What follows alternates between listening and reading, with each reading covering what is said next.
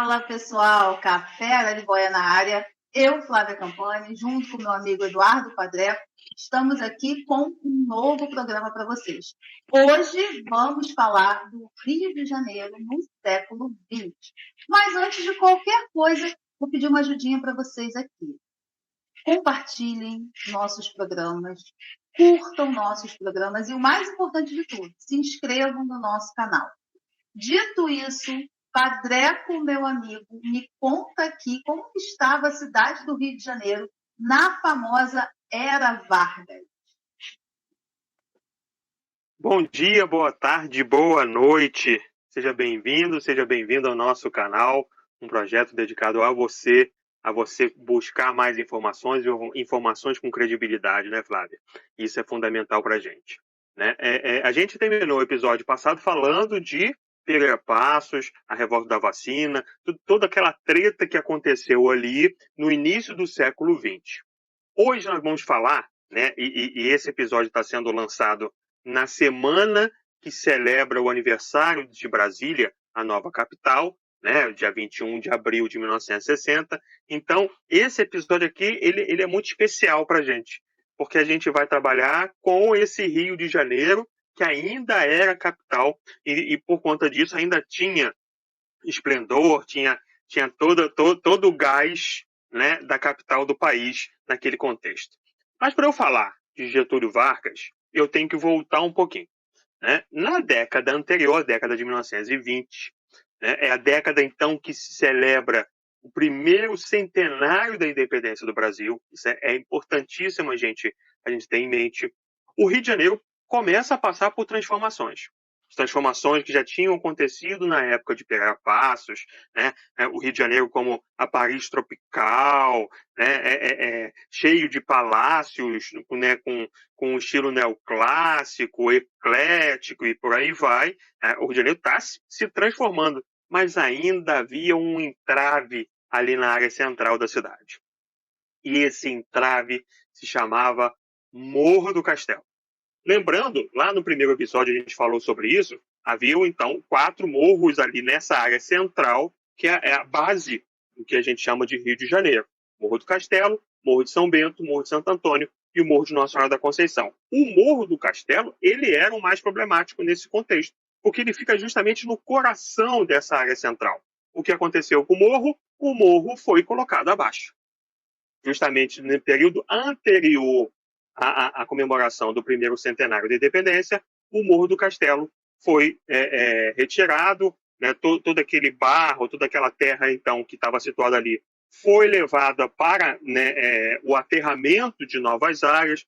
Então a gente tem ali o aterramento, né, da antiga praia que ficava em frente à igreja de Santa Luzia, que é justamente ali próximo do próprio Morro do Castelo, né? Parte também vai para a área da Zona Sul, né? Pegando ali a Glória e vai ajudar nesse processo ali da construção, né? Dessa nova área. Então é importante a gente ter isso em mente. E justamente com a retirada do Morro do Castelo, justamente ali naquele contexto que vai ter os festejos do primeiro centenário da independência. Né? Algumas construções foram feitas para a exposição que houve no ano de 1922. Algumas dessas construções, inclusive, estão de pé ainda hoje. Por exemplo, o Museu de Imagens de Som, o antigo prédio do museu, né, é um desses prédios, né, dessa feira internacional. E a década de 1920 ela é marcada justamente por isso. Só que, ao mesmo tempo, o Rio de Janeiro passava por todo um processo de instabilidade política, né, com forte queixa daquilo que a gente chamava antigamente de República Velha, né, o que a gente chama de Primeira República, né, toda a política do café com leite e todos os gastos para a transformação dessa cidade na Paris do Trópico, né, entra em xeque justamente no período de transição de 1920 para 1930. Vem ali, né, o golpe do Getúlio Vargas, o golpe de 1930, né, ele toma o poder, e Getúlio Vargas ele fica no poder ao todo 19 anos. 15 na primeira fase, ali de 1930 a 1945, e depois de 1951 a 1954. O que a gente precisa falar sobre esse período? Primeiro, né, é importante a gente falar do Palácio do Catete. Né? O Palácio do Catete era, né, a sede do Poder Executivo, era a sede da Presidência da República, né? Era um dos palácios que servia à Presidência da República, era o palácio que Getúlio Vargas, né, costumava residir, costumava dormir, né? E ele tem um problema. Né? Um dos problemas é que esse palácio ele fica de frente para a rua. Né? Diferentemente de se você pega, por exemplo, o Palácio da Alvorada hoje em Brasília, né? Ele fica lá no meio do terreno e é muito mais complicado de alguém chegar até lá. No caso do Palácio do Catete, não. Por quê? Porque ele foi construído, né, pelo Barão de Nova Friburgo, ainda no século XIX, e uma das queixas da mulher dele foi justamente que ela não queria, né, que morar ali na área central, né, numa casa, num palácio, no meio do mato. Né? Tem uma frase, né, que é né, de autoria dela, segundo alguns estudiosos, é justamente de que ela fala, eu já em Friburgo tenho que morar no meio do mato, né? No Rio de Janeiro eu não quero morar no meio do mato. Então foi construído o Palácio, né, do Catete ali na beira da rua. Só que para a sede da presidência, isso vai ser um complicador, mas isso vai se falar mais adiante com a Flávia. O que, né, de Getúlio Vargas a gente pode falar? Primeiro, nós vamos ter ali dois prefeitos mais importantes nesse período. Um deles é o prefeito, o médico Pedro Ernesto. Pedro Ernesto fica em duas gestões. Ele fica de 1931 a 1934 como interventor nomeado pelo Getúlio Vargas, né, e em seguida, de 1935 a 1936, né, eleito indiretamente pela Câmara Distrital. Né. Durante o governo dele, as primeiras, né, reformas vão sendo construídas justamente na área central da cidade. Né. Você tem, então, né, a manutenção de algumas reformas da época do Pereira Passos. Né. Por exemplo, né, havia o Teatro São Pedro de Alcântara, que hoje é o Teatro João Caetano. Né.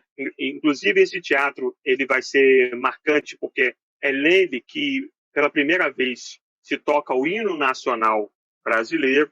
Né. Esse teatro para a gente ter uma ideia, do início do século XIX, né, era necessário, então, fazer uma reforma, e uma das reformas feitas por Pedro Ernesto é justamente nesse teatro.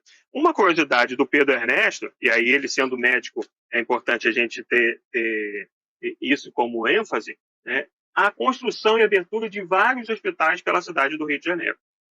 Por exemplo, né, o Hospital de Getúlio Vargas, na Penha, o Hospital Carlos Chagas em Marechal Hermes, o Hospital Rocha Faria em Campo Grande e o Miguel Couto na Gávea, todos eles construídos durante a gestão de Pedro Ernesto. Em 1937, se a gente lembra da história, né, é justamente o ano em que Getúlio Vargas dá o golpe do Estado Novo, começa uma ditadura no país, né, que vai até 1945. E agora, então, o administrador municipal vai ser o Henrique de Toledo, que fica os 8 anos no poder. Né? O que é marcante do período de Henrique de Toledo?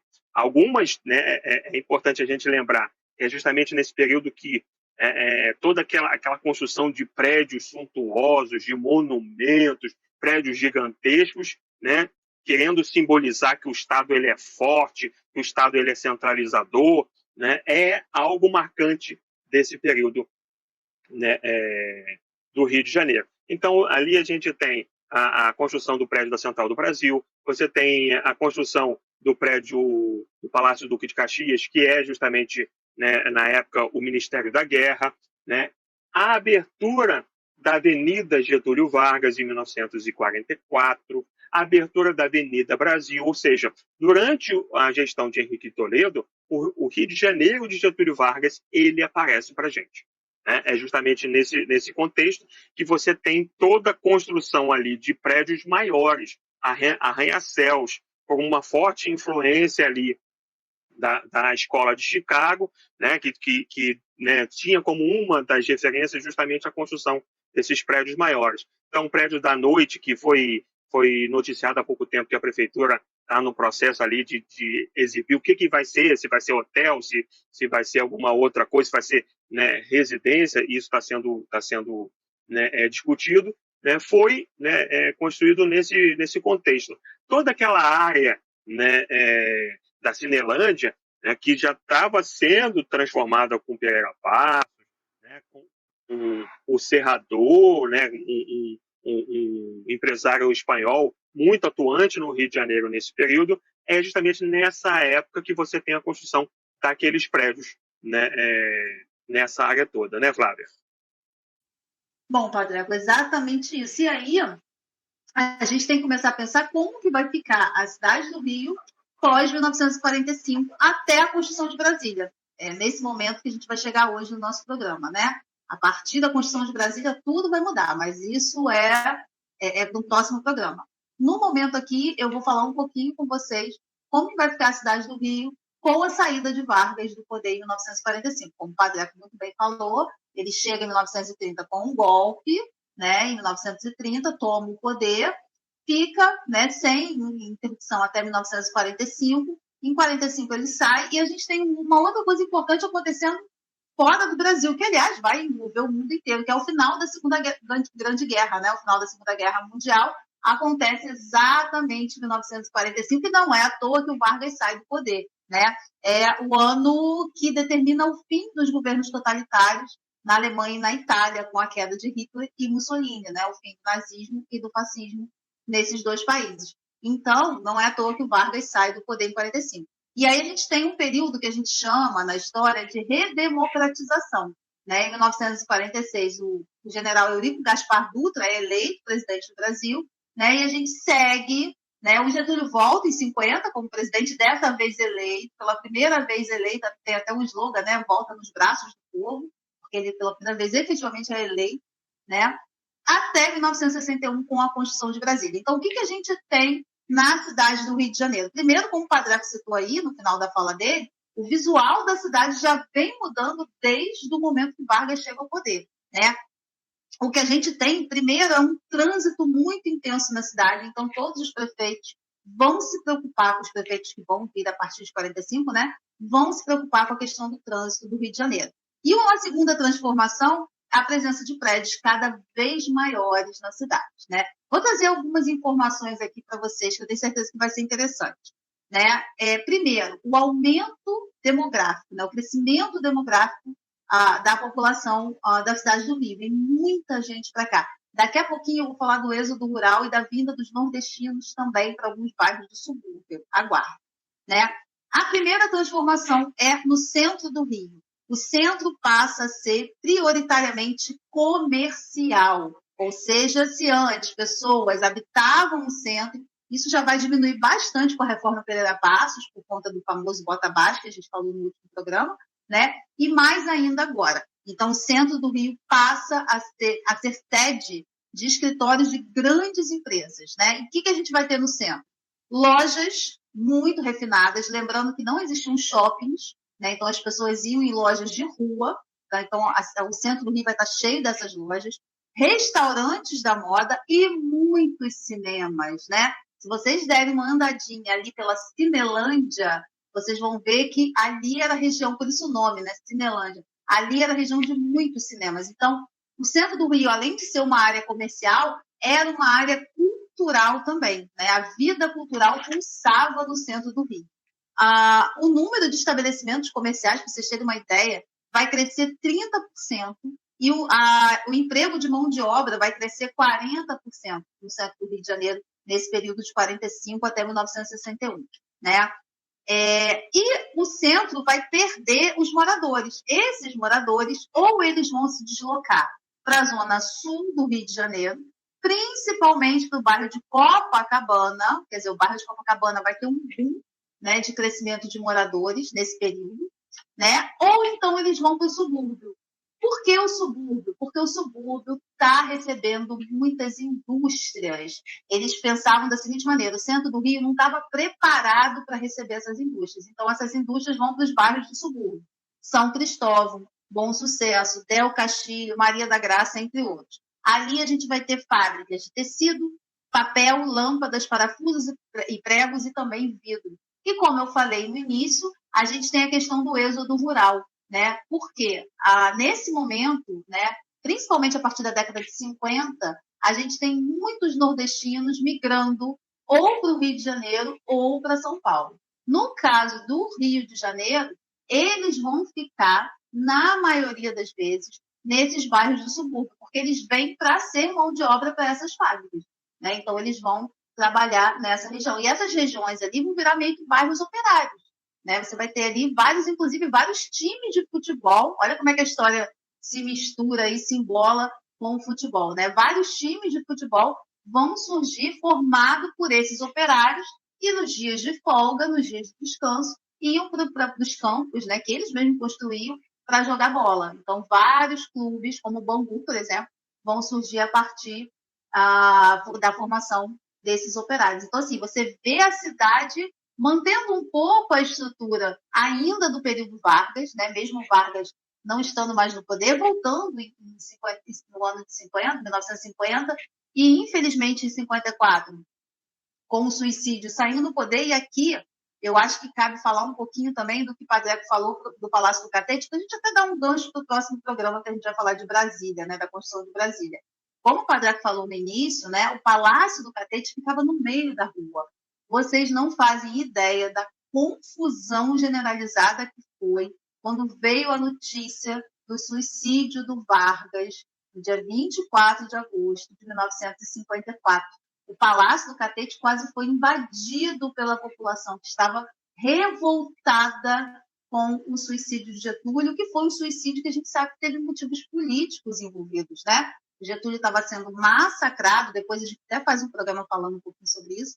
Getúlio vinha sendo massacrado pela opinião pública, pelo seu principal concorrente, o Carlos Lacerda, né, seu principal inimigo político da época, e muita gente colocou, inclusive, culpa no Carlos Lacerda, né, por conta do suicídio, e o Palácio do Catete ficou em polvorosa, quase que a população invadiu o palácio. Então, assim, por ele ficar muito próximo à rua, não sei se a galera que está nos assistindo já foi ao Palácio do Catete, né? Aliás, vale a visita, porque é belíssimo, né? Mas ele realmente fica muito perto, né, da rua, então facilita esse tipo de ação, completamente diferente da construção lá da Praça dos Três Poderes em Brasília, porque ela é realmente isolada e é muito difícil de chegar, né? Muito, muito difícil de chegar. Então, assim, tem essa questão aí não só de pensar em afastar né, a casa do poder do povo, né, afastar de possíveis manifestações, mas também tem uma outra questão geográfica, mas isso aí a gente deixa para falar no nosso próximo programa, né, Padreco? Com certeza, minha amiga. Né? Esses programas, se deixasse a gente falar, a gente levaria 3 horas aqui mole, né? Mas a gente tem que controlar o tempo para que o programa fique mais enxuto e mais viável para você assistir aqui com a gente. Né? Então a gente encerra esse episódio, como o Flávio falou, no episódio, né, que vem a gente vai falar sobre o Rio de Janeiro pós-capital, né? O que acontece na cidade, né, depois que ela deixa de ser a capital do Brasil. E não se esqueça de curtir, de compartilhar, de seguir a gente. Isso é fundamental para o nosso projeto.